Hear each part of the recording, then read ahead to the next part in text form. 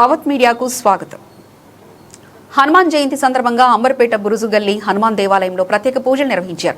అనంతరం అన్నదాన కార్యక్రమం నిర్వహించారు. ఈ కార్యక్రమంలో మాజీ పీసీసీ అధ్యక్షులు వి హనుమంతరావు, మాజీ పీసీ చైర్మన్ వకులాభరణం కృష్ణమోహన్, మాజీ కార్పొరేటర్లు పద్మావతి దీపిరెడ్డి, పుల్లా నారాయణస్వామి, పద్మావతి వెంకటరెడ్డి మరియు అంబర్పేట దేవస్థాన సేవా సమితి సభ్యులు, బస్తీ పెద్దలు, ప్రముఖులు పాల్గొన్నారు.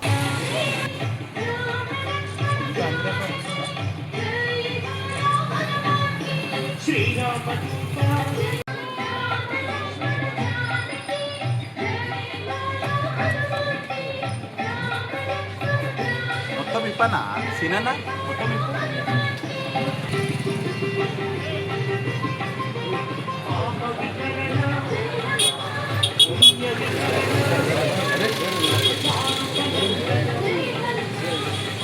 కొద్దిగా సైడ్ అన్నా అన్నా సినన్నా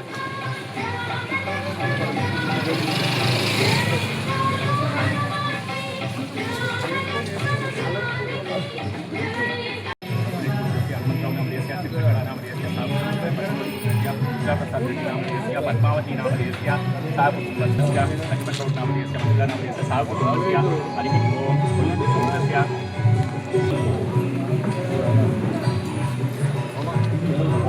ఆంజనేయాయ నమః ఆంజనేయాయ నమః మారుతాత్మజాయ మహాదర్పజ్ఞానదాయకాయ నమః సీతాదేవతదాయకాయ నమః భీమసేన సాయికృతే నమః సర్వదుఃఖారాయ నమః సర్వలోకచారిణే నమః మనోజవాయ నమః పారిజాత ద్రుమలస్తాయ నమః सर्वमंत्र स्वरूपोते नमः कपीश्वराय नमः सर्वरोगहराय नमः बलस्ति शांति जय हनुमान अन्ना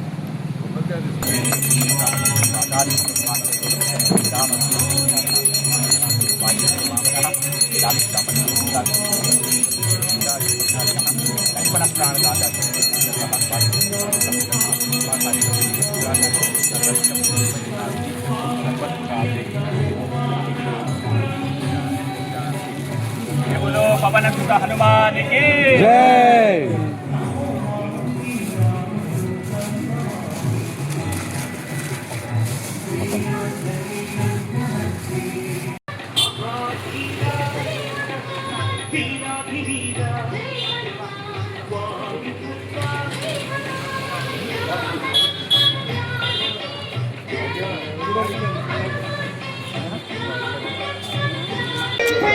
ఎడువే రన్ చేసిన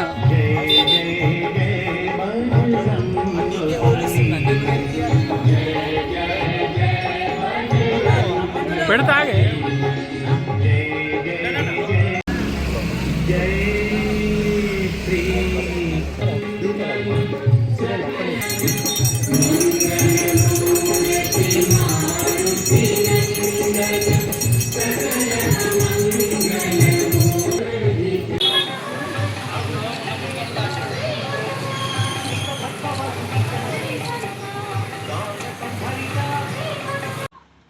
చైత్ర పౌర్ణమి సందర్భంగా ఈరోజు భగవాన్ హనుమంతుని యొక్క విజయోత్సవాన్ని జయంతిగా జరుపుకుంటున్నటువంటి సందర్భం. దురదృష్టకరమైన పరిణామం ఏంటంటే దేశమంతా ఆ విధంగానే తెలంగాణ రాష్ట్రంలో పల్లె పల్లెన హనుమాన్ యొక్క విజయోత్సవాలను జయంతిని ఘనంగా జరుపుకుంటున్నటువంటి ఈ సందర్భంలో పరమ పవిత్రమైనటువంటి ఈ రోజున అధికారికంగా సెలవు ప్రకటించాల్సినటువంటి రాష్ట్ర ప్రభుత్వం హనుమంతుని గురించి ఊసు కూడా తీయకుండా ప్రజలందరూ కూడా భక్తి ప్రపత్తులతో రోజుల కొద్ది ఉపవాసాలుంటూ తమ యొక్క భక్తిని ప్రదర్శించుకోవడానికి భజనల ద్వారా ఆ దేవదేవుని కొలుస్తున్నటువంటి సందర్భంలో ఈ రోజున ఈనాటి నుండే గ్రామ సభలు నిర్వహించడానికి రాష్ట్ర ప్రభుత్వం నిర్ణయించడం దురదృష్టకరమైన పరిణామం. గ్రామంలో ప్రజలందరూ కూడా హనుమంతుని దేవాలయాల్లో బారులు తీరి ఆ దేవదేవుని మొక్కుకుంటున్నటువంటి సందర్భంలో హనుమాన్ జయంతిని ఏమాత్రం పట్టించుకోకుండా హైందవుల యొక్క ధర్మాన్ని పరిరక్షించడంలో, గౌరవించడంలో తెలంగాణ రాష్ట్ర ప్రభుత్వం చేస్తున్నటువంటి చర్యను మేము వ్యతిరేకిస్తున్నాం. మీరు రేపటి నుండి పెట్టుకోండి మీ గ్రామ సభలు. ఇవాళ ఈ రాష్ట్ర ప్రభుత్వాన్ని మేము సూటిగా ప్రశ్నిస్తున్నాం. ఇది పరమ పవిత్రమైన దినమైనప్పటికీ ఇప్పుడే అంబర్పేటలో ఉన్నటువంటి హనుమాన్ మహారాజును సందర్శించుకున్న తర్వాత ఈ రాష్ట్ర ప్రభుత్వాన్ని మేము అడుగుతున్నాం.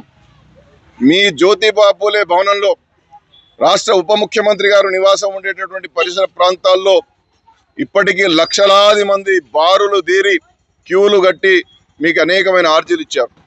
ఆ ఆర్జీలను ఏమైనా ఆ సమస్యలు మీరు పరిష్కరించినరా? ఈ తెలంగాణ రాష్ట్ర ప్రభుత్వానికి మహాత్మా జ్యోతిబా పూలే భవన్లో ఇచ్చినటువంటి ఎన్ని ఆర్జీలు వచ్చాయి, ఎన్ని పరిష్కరించారో శ్వేతపత్రం ప్రకటించేటటువంటి దమ్ము ధైర్యం ఈ రాష్ట్ర ప్రభుత్వానికి ఉందా నేను అడుగుతా ఉన్నాను. మీకు సమస్యలు తెలియదా? ఒకవైపు నిధులు లేవంటారు, అనేక సంక్షేమ పథకాలకు నిధులను కోతలు పెడతారు, బడ్జెట్లలో ఘనంగా నిధులు మేము కేటాయిస్తున్నామని ప్రకటిస్తారు, తర్వాత అవి ఖర్చు పెట్టరు. మీరేమిటి రైజింగ్ తెలంగాణ పేరిట రియల్ ఎస్టేట్ వ్యాపారం చేయడం తప్ప ఈ రాష్ట్రంలో ఉన్నటువంటి సామాన్యమైనటువంటి ప్రజలకు, అన్ని వర్గాల ప్రజలకు మీరు ఇచ్చినటువంటి హామీలు ఎన్ని నెరవేర్చినారని చెప్పి మేము అడుగుతున్నాం. ఇవాళ గ్రామాలలో హనుమాన్ జయంతి సందర్భంగా ప్రజలందరూ కూడా హనుమంతుణ్ణి దీక్షతో భక్తి ప్రపత్తులతో మొక్కుతున్నటువంటి ఈ రోజున దాన్ని పక్కన పెట్టి సెలవిచ్చి హైందవ ధర్మాన్ని గౌరవించాల్సినటువంటి రాష్ట్ర ప్రభుత్వం మరి ఇవాళ మీరు అధికారికంగా ఇవాటి నుండి గ్రామ సభలను ఎందుకు పెడతారు? రేపటి నుండి గ్రామ సభలు పెట్టుకోవచ్చు కదా. గ్రామంలో ప్రతి యువకుడు, ప్రతి తల్లి, ప్రతి బిడ్డ ఇవాళ హనుమాన్ దేవాలయంలో ఉన్నారు. అంటే దేవాలయాలు పోకుండా మీరు మీ ప్రచార స్టంట్ల కోసం పెట్టేటటువంటి గ్రామ సభలకు రమ్మంటున్నారా? మీరు హనుమాన్ యొక్క విజయోత్సవాలను భగ్నం చేసే ప్రయత్నం చేస్తున్నారా? ఈ రాష్ట్రంలో ఎంఐఎం పాలన కొనసాగుతున్నదా, లేకపోతే రాజ్యాంగం మీద ప్రమాణం చేసినటువంటి ప్రభుత్వాలు కొనసాగుతున్నాయని చెప్పి ఇవాళ మేము సూటిగా ప్రశ్నిస్తున్నాం. అందుకోసమే ఇవాళ ప్రభుత్వానికి చిత్తశుద్ధి ఉంటే హైందవ ధర్మాన్ని కాపాడండి, గౌరవించండి. మా మనోభావాలను భంగం కలిగించేటటువంటి అధికారం ఈ రాష్ట్ర ప్రభుత్వానికి ఎవరు ఇచ్చినారని అంటున్నాం. మరి ఇతర మతాలకు సంబంధించి మీరు కాపుగా మీరు అంటగాగేటటువంటి పార్టీలకు సంబంధించిన మతాలకు సంబంధించి మరి ఆ నెలలో మీరు ఇలాంటివి చేస్తారా? మీరు ఆ మాసానికి సంబంధించినటువంటి ఆ యొక్క మతాలకు సంబంధించినటువంటి విషయంలో ఒకవేళ ఇలాంటి కార్యక్రమాలు ఆ పండుగ రోజు నుండే మీరు మీ అధికారిక కార్యక్రమాలు ప్రకటిస్తారా? అంటే ఇదంతా కూడా హైందవ ధర్మాన్ని ఒక క్రమ పద్ధతిలో భగ్నం చేసేటటువంటి ప్రయత్నం, ఇది ఒక కుట్రతో కూడినటువంటి ప్రయత్నంగా నేను భావిస్తా ఉన్నాను. ఇది మంచి పరిణామం కాదు. అందరూ ప్రజలు, అందరి మనోభావాలు పరిరక్షించబడాలి, అన్ని మతాల యొక్క గౌరవం పరిరక్షించబడాలి. ఇవాళ అందరికీ ప్రధానమైనటువంటి ఒక ధైర్యాన్ని, ఒక శక్తిని, ఒక జ్ఞానాన్ని ఇచ్చేటటువంటి దేవదేవుడైనటువంటి హనుమంతుని గురించి మనం అందరం పూజలు చేస్తూ నిష్ఠతో ముందుకు పోతా ఉంటే ఇవాళ గ్రామ సభలు పెట్టి గ్రామాల్లో ఉన్నటువంటి వాళ్ళందరూ సమస్యలు చెప్పుకోమని చెప్పి గ్రామ సభలు పెడుతున్నారు.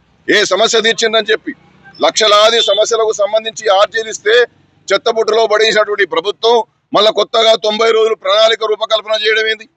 మీరు దేనికి నిధులు ఇచ్చారని, ఏ సమస్యను పరిష్కరించారని చెప్పి మీరు ఇవాళ గొప్పగా గ్రామ సభలు పెడుతున్నారు. మీరు మిమ్మల్ని గ్రామాల్లోకి ప్రజలు రానివ్వడం లేదు కాబట్టి సమస్యలు పరిష్కరిస్తామనేటువంటి ప్రచార స్టంట్లతో పోయేటటువంటి ప్రయత్నం తప్ప ఇది మరొకటి కాదు.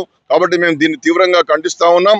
ప్రచార ఆర్భాటాలు మానుకోండి, సంక్షేమ పథకాలకు నిధులు ఇవ్వండి, అన్ని ప్రజలకు సంబంధించినటువంటి పథకాలను ముందుకు తీసుకుపోవడంలో ప్రభుత్వం చిత్తశుద్ధిగా ముందుకు రావాలి.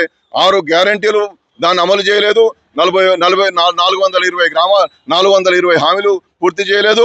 రైజింగ్ తెలంగాణ పేరిట భూములను రియల్ ఎస్టేట్ చేసుకునేటటువంటి ప్రయత్నం చేస్తూ ఉన్నారు. కాబట్టి ఈ వైఖరిని మారుకొని అన్ని మతాల యొక్క వారి యొక్క విశ్వాసాలను గౌరవించేటటువంటి దిశగా ప్రభుత్వం ముందుకు పోవాలని చెప్పి ఈ సందర్భంగా నేను హితవు పలుకుతున్నాను.